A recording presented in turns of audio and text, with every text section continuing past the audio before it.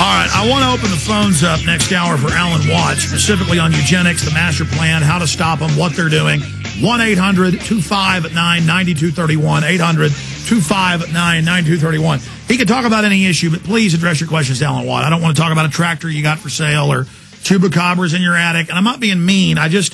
Sometimes people do that, especially if we have a guest. It's like they will not address anything to them. It's kind of like Piggly Wiggly gets to the head of the line, and then nobody else gets to get on. So 1-800-259-9231, that's coming up in the next hour. Alan, we were just talking during the break about social control. It's just like the Aztecs, one of the dominant Mesoamerican Mayan cultures. And in their own writings and in what the Spanish observed, mothers would beg to have their healthiest, best, because you wanted to have the best sacrifice, 10-year-old only son cut up in pieces and then sold as meat by the priest class. That's how they made their money, to the locals. And the mothers would gobble their children with pleasure. We have major news out of Seoul, Korea and China. This is mainstream baby soup, not a hoax, eating babies. People get upset if they see a dog killed by Marines, but not if they see a kid killed by Marines. We've been trained to see human life as bad. And through mind control, just through cultural mind control, Aztecs would kill their sons and daughters and wives and husbands with pleasure. The Druids would do this. And it's the same thing now. We just give our kids to the state. Because as our guest said earlier, in England, a mother said, yeah, it was really hard to lose the weight and ruined my figure. They said that was a symbol of depression, so they took the baby from the family with no due process. The criminal state is here. Go ahead. Yes, again, too, it's interesting to look at the old video. I think it's still up maybe on YouTube, I don't know. I can't watch it because of my slow speed. They punish me for using ExploreNet. But there was a Julian Huxley up there, and Aldous Huxley. And these guys went into this whole thing. And Aldous Huxley himself, who attended all the world meetings, he also worked at Tavistock Institute. He thought that the scientific dictatorship would be just sort of wonderful when it came in, and that people would be trained to love their servitude. But he also talked about the only obstacle they had at that time, back in the 50s, was the remnants of a powerful or almost post-powerful Christianity. Now that ties in with what his brother Julian said, the first CEO of UNESCO. He said, we'll have to train the people to devaluate human life in order to bring through mass abortions and eventually genetic selection and sterilization.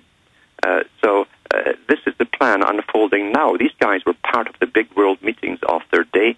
They set their agendas, they set their timetables, they set it for the end of the millennium into the new that's now, and that's what they called this the century of change, and they never alter their plans. Their plans are like long-term business plans set in stone, with 10-year plans for one part, 50 for another, 100 for another.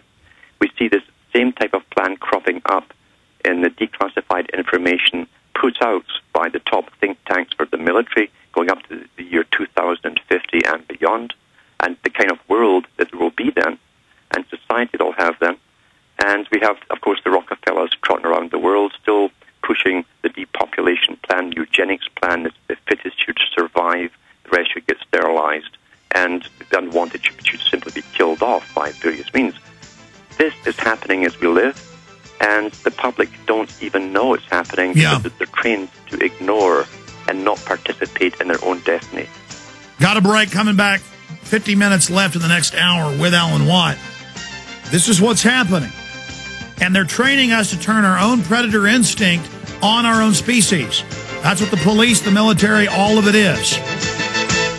Alan Watt, one of the main contributors, one of the stars in Fall of the Republic. It's going to be in Fall of the Republic 2 that comes out March 15th of next year, the big eugenics film. But your calls are coming up at 1-800-259-9231. At the 20 after, we'll take calls for 2 segments. Alan, we were talking again about how they train us to feed on ourselves. They domesticate us. They train us not to notice what's happening. And this whole agenda's rushing forward. Continue. Well, going into the writings again of some of the biggest players who did publish lots of their work, we find their techniques because they explained their techniques, and they were so assured of them working that can only be done because of previous experimentation on populations. And we're going back to the 30s, 40s, 50s, 60s. The Huxleys, for instance, talked about people loving their servitude, and they often used the term domestication. Domesticate the public. What they meant was, and they even said this, that the only true survivors that are fit to survive are wild animals that retain all of the survival capabilities. In order to rule all the lesser types, the inferior humans who haven't made it to the top, they'd have to domesticate them. That meant to eradicate their instincts for self-preservation, train them that experts were looking after everything that they should look after by themselves, and even to the extent where they couldn't do anything without expert advice. Well, we've had a massive campaign since about the 50s onwards, listen to the experts, all through magazines, TVs, even in news breaks or even weather breaks. You get experts coming on telling you how to dress for the rain. This is a form of domestication. It's meant to make you think that you know nothing. You're too stupid to understand. And just accept it. Accept there are better types of people above you taking care of all the big problems that you should be taking care of. And your job is to simply play as much as you can play and enjoy yourself, and don't become involved in the big problems in life to do with politics, policies, or anything else. Just accept it. That's called domestication until you literally have no self-preservation instincts left. When that happens, you're now ready for extermination. And then they can even train you, as you say, they're training the children to volunteer for sterilization, to save the world. And, of course, this new religion of ecology is a religion. As Gorbachev said, we are creating a new religion based on a form of earth worship. But, of course, it's got its own high priests that decide who should procreate and who should not procreate. And that's not fast enough for them. They want to start killing us off even faster. We're not breeding enough in the West. They tell us that we're almost sterile, and hence the immigration levels are massive. However, we're not dying fast enough across the world, so they want to speed up the process. And you can't tell the children, so you mustn't tell them any truth. You must say it's all so strange that these cancers are affecting everyone and everyone's dying. And that'll be taught. It's just a new happening. Well, they're saying that. They're saying you're all just going to die of cancer, and you're all just going to die of diabetes, and doesn't matter what you do, just take your shot, and you're going to die, and there's going to be lots of deaths, and yeah, it's a live virus, and yeah, you're going to die, but it wasn't the vaccine, but it does say on the insert it may kill you, and this Gardasil is going to kill you, but it doesn't protect you from the cancer, but it will give you cancer, but everything's fine, and they just throw it all out there, and it's like the public really is in a trance. Now, more and more of them are starting to wake up. So the establishment's program is to shock us even more and pile on, hoping people just give up. Mm-hmm. Yeah, it's a technique. They give you the dialectical process, the pros and the cons. They get you into a punch-drunk state, and you simply give up. And then you say, well, they can't be doing this for negative reasons to kill us. So I'll just go along with the rest of the public. That's how simple it is.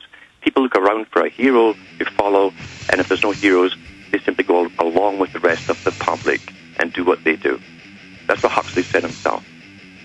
Now let's talk about, in the short term, what their program is, long term, but also solutions, how you think this battle's going to shake out, and what things will look like if they win.